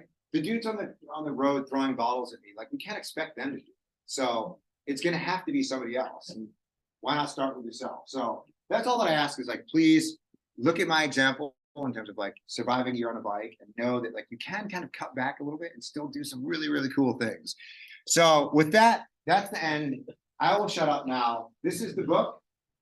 This is a photo that I took that they used as like the cover design for Snowy Owl because it's my first bird of the year. Please go on to Amazon and buy this if you're interested. It is way better than talk. It's actually much better organized than talk because and that has been edited, whereas I'm kind of all over the place. So with that, I'll stop and take any questions. Do I have enough? This is some of my photography. I do a lot of photography. I lead birding. This is all the colors are all back here. They're like way too saturated on the slide.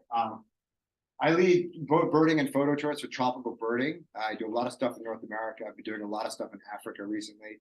So if you have any questions about like tours that I'm leading, tours that tropical birding runs, please ask me either tonight or via email. I can kind of get you pointed in the right direction. I think that's it. Do I have anything else here? Oh, these are just funny things, but I'll leave that up there for the moment and I'll take any questions that you guys have. So that's the end of the formal presentation. Thank you very much. Yeah. Now we have this really see if they win. So questions. Oh, the Phillies. Just bring them on. Second year in a row they put the Braves out. All right. So yeah, if you want to turn the lights on so I can see people's faces, too. Yeah. Oh, okay, perfect. So any questions here from the audience? Yeah, anything's fair game. So there's like nothing. My biggest question is where did you sleep in hotels all the time or with friends that because the warm showers community was great, but that's a population density function in that like when you're on the coasts, finding warm showers hosts is relatively easy. Like coastal California, New England, Florida, because there's lots of people. The problem is that when you go through these towns that have 2,000 people and there's no warm shower hosts there. So on the coast, warm showers was great. Birders, as they learned about the adventure, like opened their doors up wherever I was. Because I had been to prep school, which drew from all over the country, and and NYU, which drew from all over the country, and Stanford and Harvard, which drew from all over the country. I had a network of people all over the country. Social media really helped. Best Western, my wife works in corporate travel. She now works at Airbnb, which is why we moved to Bay. But she was relatively tight with the CEO of Best Western. She's like, well, you guys are trying to brand yourself as like the environmentally responsible hotel chain. So why don't you kick my boyfriend some money and he'll ride around and like check out your hotels and give you feedback on like what you could do to be more environmentally conscious and stuff. So they gave me $6,000. So that ended up averaging out to about $100 a night. So I spent 58 nights at Best Western. So there's one out of every 6 nights of the year gone. I probably spent 2 of every 6. Another 120 nights of warm showers host. There's half the year gone. Between friends of friends, people I met on the road, birders, that probably accounts for, I don't know, another 100 of the remaining, 180 nights. So I had to motel maybe like 1.5 times per week if I wasn't doing Best Western or somebody that I knew. And on those nights, I would ride into town and go to the gas station and be like, what is the worst motel in town? Like bullet holes in the wall, blood on the floor, like I want the cheapest option. So I stayed in like the worst motels that America has to offer as I rode around. Yeah. I write about some of them. They were amazing. So I describe one as halfway between a homemade porno film and a heroin overdose. Yeah, Yeah, it was awful. It was the- absolutely awful. the Salton Sea gets kind of sketched down there. Yeah. Brawley was okay though. Yeah, There was some of the Brawley, smaller towns in yeah. the south and Yeah. like eastern Oregon and places like that Uh-huh. that were the most dodgy. Are you there, Gavin? Can you put me in the chat? Anybody else here have questions? We can probably take some from, do the people, can they ask? Yeah. If you have a question online, go ahead. It sounds like Roberto has one. Yeah, okay. Thanks, Mark. I don't mean to interrupt, but I really found your narration or your covering of the South Texas, the Rio Grande Valley, very interesting, Mark, Dorian. Because I've lived there many years before I started roaming around the country like you. But but anyway, have you ever thought? Well, I want to ask you. I hope one good thing. Have you ever thought about going to Hawaii, for instance, and doing a similar bike trip? There's a lot of birds there too. I'm sure Robin can tell you about that. But the other thing is that the second question I have is, I know you had good experience with a lot of birders, but did you have any bad experience, like getting run out of town by the sheriff? It's happened to me back when I was in college days with a friend when we went across the country from Tennessee all the way to the Oregon coast and down to Mexico and up, that kind of stuff. That's all.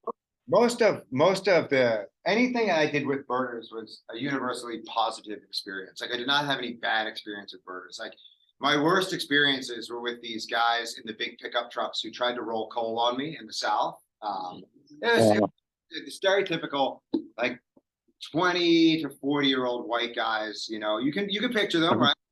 The good old boys. Like those are the guys who had problems with me, but I could see them coming, and I just tried to keep my distance whenever I could. There are a couple of other like misadventures in the book, but none of them happened because of people being malicious or giving me a hard time. Like after 9/11, anytime you're snooping around anywhere with binoculars or a camera, like somebody's gonna come out and be like, "What are you doing?" And then you start bird watching. Most of the time, they leave you alone.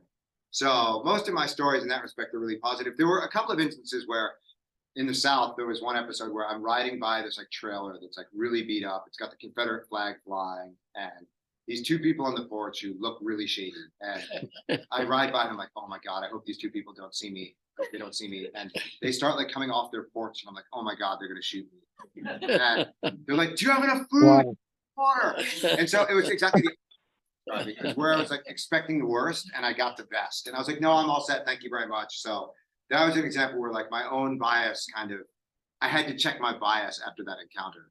As to your first question, I have birded Hawaii several times. Hawaii would not be my choice for a birding project for the simple reason moving forward that there isn't enough there to keep me engaged. Like the species there's so few species. In terms of biking projects, one idea that I've had that my wife has signed off on would be to ride my bike from Mexico to Panama.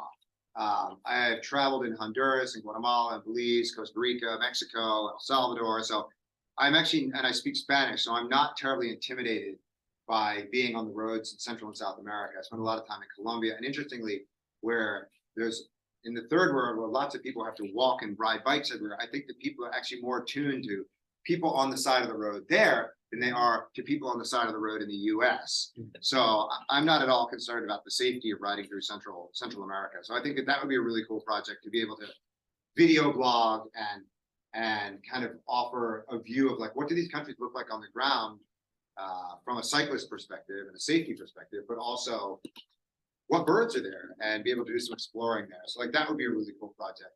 And if I can find the time in my like speaking calendar and guiding calendar, it'd be easy to ride my bike from Mexico, from like Cancun to Panama, 7 or 8 weeks, like no problem. That's only like 2,500 miles. So that's like, it's nothing. So hopefully both of your questions. Sounds like a good plan. I hope you do it. Yes, thank you. Yeah, a lot of people may not know, but Dorian got off a plane from Africa. I flew from Cape Town on Tuesday. Yeah. I think you guys can relate. Yes. Just leave a trail. And another practical question about eating. I mean, your caloric needs must have Mhm. been phenomenal. It was awesome. I could eat whatever I wanted. So if I woke up and I wanted 4 waffles and 3 eggs, that's what I had. And then I wanted to stop for donuts 2 hours later and have 4 donuts, I did. And then I could have a large pizza for lunch and ice cream in the afternoon and 4 Whoppers for dinner. Wow. I started out at 188 pounds and I finished at 171. So I lost 17 pounds just like eating the worst food that a person could. The best is when I stayed with these warm showers hosts, the warm showers hosts could range anywhere from like, oh, here's a spot on my sofa to like, oh, you can use the pool house for 5 days. So, but the best were the empty nesters who had kids. And like I show up, I'm all tender, I'm tired. Like all the maternal and paternal genes get turned back on. They wanna like make this huge feast and they wanna tuck me in and read the Goodnight Moon. Make sure that I'm okay. So like staying with like the 70-year-olds, 65, like 80-year-olds was the best because they just like, especially the ones who had made a little bit of money and were like, yeah, we'll get a whole bunch of awesome food for you. It'll be great. Other times you stay with people, they're like, yeah, there's cereal on the cupboard. So it's nice. Like when you stayed with 20 something, they're like, I'm going out tonight partying. I'll be back later, but there's like cereal in the cupboard. Staying with the older folks is much better because they like wheeled everything out for you. It was awesome. I guess But- we all fit that group. Yeah, this is the like prime demographic Yeah. right here. So yeah, it was awesome. I mean, I definitely had to be careful when I got off of the bike because we moved to Los Angeles kind of unexpectedly. My wife's then girlfriend, now wife, mother was diagnosed with terminal colon cancer right when I got off the bike. Our plan was to go back to Boston. We moved to LA for 2 years to see that through, and it took the exact amount of time that they said, less than 2 years. And then we moved up here. But I didn't do any biking in LA because I hated it. I hated it. But as soon as we got here, it's like, I gotta get my bike. And so now I do all of my Bay Area birding on my bike. So when I go birding with my wife on the weekends, when we go hiking, we drive. But otherwise, I do everything on the bike. And I'm now up to 347 species from my apartment, like all out and back. So I don't drive the bike somewhere and then ride. It's all out and back. So like when stuff shows up in the East Bay, it's a real challenge to like ride down to the Dumbarton Bridge, across the bridge, and then up. But the last 2 years have been tough because my wife and I nomaded for 1.5 years. And now with all this guiding, I'm gone all the time. So I like missed all the cool stuff this fall. So hopefully a few more things materialize. Yeah, so it's nice. The biking, I do the biking thing now just because I like being on the bike and because I like staying in shape. It's not so much like I'm not using any carbon, like or using any gas because I drive to do other things, but it's really the logistical challenge of like, how do I do this on a bike? Because in a car, it's too easy. It's like somebody reported something, oh, you just get in and drive over it. It's honestly, it's too easy. It's not fun. It's so much more fun when it's difficult. So, That's fun for some of us. you know, and I get like, not everybody is going to get on the bike. Like these young kids, like, and the idea of like the 5-mile radius, like this is exactly where the bicycle would be amazing. It's like, anytime you're birding in your 5MR, ride your bike. By definition, it's not more than 5 miles from where you're standing at home. And so I think that like, there needs to be a bit more of an awareness of like, sure, if you want to drive 50 miles to bird, do that. But like, don't drive 5 miles to bird. You can, especially if you're 24, you know, if you're 84, it's a different story. But if you're 24, you don't really have an excuse to drive 5 miles. Like, you can bike 5 miles easily. So I'm trying to get like younger people involved in it. It's interesting because it's caught on really big in Europe. They had this big bike birding competition where they had like 80 entrants across like 20 different countries last year. And they all did like bike big years and then kept reporting their totals to like some central entity. So it's not surprising the US is lagging behind on this, both environmentally and kind of, I think philosophically, I think that it connects much more with European values of minimalism than it does with US values of maximalism. So anyone else? When you go to Africa, Yeah. are you arranging that yourself, or are you going through a sort of an organization or third party? That's the company that I work for. So they organize all of it. So I work for Tropical Birding and they have like operators Okay. everywhere. So I lead the tour. So in Kenya, for instance, when I recently, Kenya's roads are really bad and the national parks, the roads are atrocious, as good as the parks are. So you have to have one of these like Humvee type vehicles. So they set up the driver, they like Tropical Birding got the driver, Tropical Birding got the lodging, got everything else, and then I show up and I identify all the birds. And so it varies. Namibia and Botswana, the roads are better, but I do the drive, I do everything there. So the clients fly in, I pick them up at the airport, and I take them around. Where is tropical birding Based in Ecuador. Really? So, yeah, but we run tours to like 100. We run tours all over the world. And we probably run 140 or 150 tours a year. So, like I said, I did Kenya for 10 days, and I had 10 days, and I just stayed in South Africa. And then I did the same Namibia and Botswana 16-day loop twice. So I was in those two countries for 35 days. And then I just got home. I'm home for 3 weeks. Then I go back to South Africa for 3 weeks. I come home, and I'm here for 2 months. Then I go to Thailand for a month. And I come back here for 3 weeks. And I go to Colorado for 3 weeks. So I'm like all over the place. Right. But So that's like the kind of people that go to them, or those are, I would imagine, fairly expensive yeah, trips. I mean, they are expensive, but the difference is like I planned a 6-week trip to Africa with my wife last year because she got a 6-week sabbatical from an Airbnb for making it 5 years. It took me 6 months to plan that trip, and it took me 5 wire transfers that got rejected from Etosha National Park before I got the deposits and things. And then it took tons of communication. So yeah, you pay $7,000 for the trip, but what's your time worth, right? Well, exactly. So it's like you can spend 6 months putting together a 16 or 18-day Namibia trip. But I think that like the reason that birding clientele tends to be retired is that they piled up some cash and they don't want to spend 6 months planning the trip. They just want to go. You know, a friend of mine owns wilderness travel, which is not a birding thing, but it is pretty exotic. Right. Sort of, and he's been doing it for 35 years. Something. Yeah. Has people all over the world. And like we have this great network of ground operators and things. So like I said, some places we need more assistance than others. But like Thailand, I'll drive. Like I'm used to driving on the left side of the road, so I'll run that trip basically on my own. But yeah, it's getting more and more experience in different geographies. So we have tons of people in South America. Like I do a lot of stuff in North America, increasingly in Africa, and probably some Europe All stuff. photography ones? No, this is mostly birding.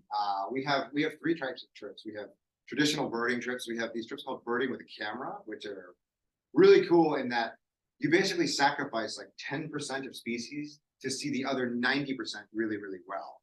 Because on any given birding trip, there's a bunch of really hard to find species, and those occupy, to find that 5% species occupies half of the trip. But if you let those go, then you can like have a ton of time to do a whole bunch of other things. So we have a bunch of itineraries that are written like where And you put me back for the main screen. we don't look for every tapaculo, we don't look for every super rare bird, but we spend the time like appreciating the more common stuff. And then we have photo trips where it's like you shoot in the morning and then people go back and sleep in the middle part of the day, and then you shoot at the end of the day. And then those are like more traditional photo focus trips. And I lead all 3 types depending upon where they need me and where my area of knowledge is, where my expertise is. So, I mean, it's fun. I have like the fun job. We don't get paid very much, but I have the wife with the real job, with the healthcare. You know, when you live in a country that doesn't care about its citizens and thinks that like healthcare is a privilege, you have to have a job in order to be worthy of healthcare. You have to have somebody who has the real job, right? Because my guiding doesn't provide the healthcare.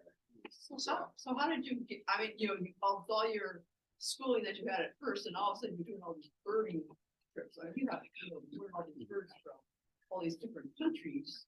So A lot of it though is that, so my wife and we don't have kids, and all we do is travel. That is our thing. Drive an old car, live in a small place, don't eat out, like travel is our thing. So after going to Africa, we spent 3.5 weeks in South Africa, 2.5 in Namibia last year. And I really, really learned the birds there well. And I spent the whole time birding, and my wife just likes being outdoors. So she doesn't care if we're like walking around, because I'm birding the whole time, as long as she's outdoors. So then the company's like, do you want to run the Namibia trip? I'm like, yeah, perfect. And then they're like, do you want to run the South Africa photo trip? I'm like, yeah, perfect. So as I do that, and then they're like, well, you have experience in Namibia and South Africa, why don't we throw Kenya? And so now that I'll do Kenya, like that opens up Uganda and Tanzania. And now that I've done Botswana, South Africa, Namibia, like Angola is the next one in line. And so this is what you do, is that you end up kind of building your birding resume up, like country by country. I got invited to go to Taiwan. So one of the things that happened after this is that because people realized I could write and I could photograph and I could communicate, I got invited on a bunch of these called FAM trips, where tourism ministries in given countries are trying to increase their exposure to like the American ecotourism market. So they bring basically like birding type influencers down there, and they take them around for anywhere from 6 to 12 days to show them the tourism product in the country in the hopes that then we will come back and write about it and stomp for it. So I've done these in Taiwan, Belize, Spain, Guatemala, Honduras, Colombia. So I've been able to use those trips to learn a lot of the birds in some of those areas, and then piggyback. I'm hoping, I just got contacted by the El Salvador Tourism Ministry about going down there in December. So like, and then my wife and I travel. So when we go to Costa Rica, or we go to Australia, or we go to New Zealand, or we go to Thailand, like I'm constantly like building up my birding resume. So I don't know everything everywhere, but like I'm slowly learning different geographies. In some areas I'll have a local person to help me. In other areas like Namibia, I didn't, but I only needed to know about 350 species. So, but yeah, I mean, it's a lot of fun, but it is tiring. Like dealing with clients from 6 in the morning until 8 or 9 at night, like entertaining them at dinner. Fortunately, I like to talk, as you figured out. So, like, I think my tours are fun. I'm relatively high energy, so. I mean, I really enjoy it. I like the people side of it as much as the birds. And there are a lot of people who are really, really good. There are many people better at birding, but I think that being a guide is much more about being able to manage group dynamics, read people's emotions, manage expectations, that kind of stuff. And there aren't as many people who can do the birding and the people, and that's the fun part. But it's also fun to go and get the bird. You got your full professorship. Yeah, exactly. So, and that's the thing, right? I'm successful in a way that I never imagined. I'm happy in a way and I think that all of that came out of this like crazy idea that these lapwigs precipitated. And it was just a matter of taking the leap and doing it once I came up with the idea. So that's the story. Well, great. Well, let's give Dorian a nice round of applause. And Buy the book, buy the book, early, buy his often. book.